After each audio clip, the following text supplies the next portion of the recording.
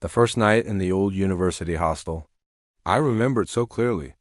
My friends and I were unpacking in this dimly lit room. The single light bulb overhead flickered, casting these sickly yellowish shadows on the walls. It felt uneasy. At first, it was just normal college stuff, Laughter, chatter, the sound of footsteps from down the long corridor.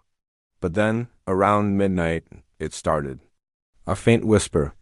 It seemed to echo down the hallway, almost like someone was calling our names, so soft you could barely hear it, but it was there. It was enough to make the hair on my arms stand up. We all tried to laugh it off, thinking it was just one of us messing around, but the whispers didn't stop. They got clearer, repeating each of our names, one by one, in this slow, haunting way. Then, one of my friends, her eyes wide, said she saw a shadow pass under her door. It moved way too fast, unnaturally fast. We flung the door open to check, but the hallway was completely empty. That's when the cold hit. The air grew icy, so cold we could see our breath, even though the heater was cranked all the way up. I sat on my bed, heart pounding, trying to tell myself it was just our imagination running wild. But then the whispers turned into these low, guttural voices chanting together. And the sound, it was coming from the floor right above us. A sudden creak from the corridor made us all jump. We heard footsteps dragging, getting closer and closer to our door. We held our breath, listening. They stopped right outside. After a few seconds of pure silence, we ripped the door open again. Nothing. The hallway was empty. We slammed the door and locked it, but the sound didn't stop. It just moved. A scratching sound started, coming from the ceiling right over our heads, like something was pacing back and forth, silently watching us. I grabbed for my phone to call someone, anyone. But the screen went completely black. And then, glowing white letters appeared, a message I didn't type. It just said, "Leave now." That's when things really fell apart. One by one, we started seeing things, fleeting reflections in the dark mirror on the wall.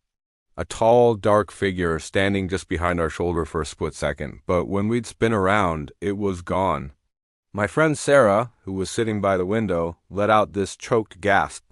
She whispered that she saw a face pressed right against the glass. She said it was pale, its features twisted in a silent scream, staring at her with these black, empty eyes before it just vanished back into the night. The ceiling light started to flicker violently, making the shadows on the walls dance and stretch.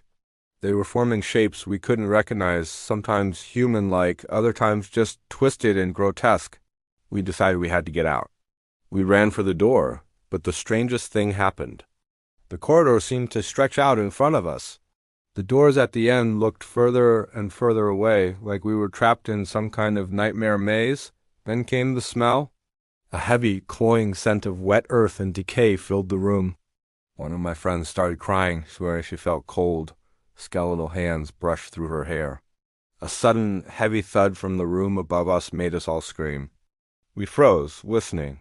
Silence. After a minute, we cautiously went to check the room upstairs. It was unlocked. We pushed the door open.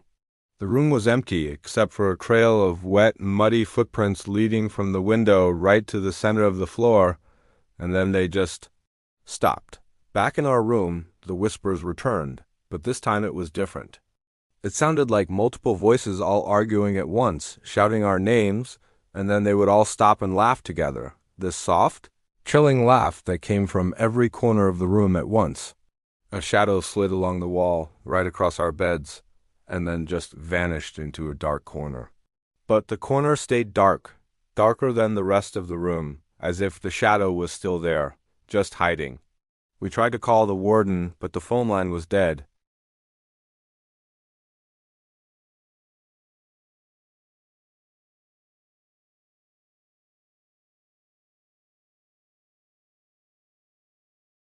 A blood-curdling scream echoed from the floor below us. It wasn't any of us. We didn't recognize the voice. Then, just as suddenly, complete silence again.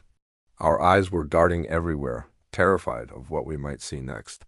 The reflections in the dark window panes showed figures that weren't there, standing silently behind us in the room. Every time we tried to escape, something stopped us. Doors would slam shut on their own.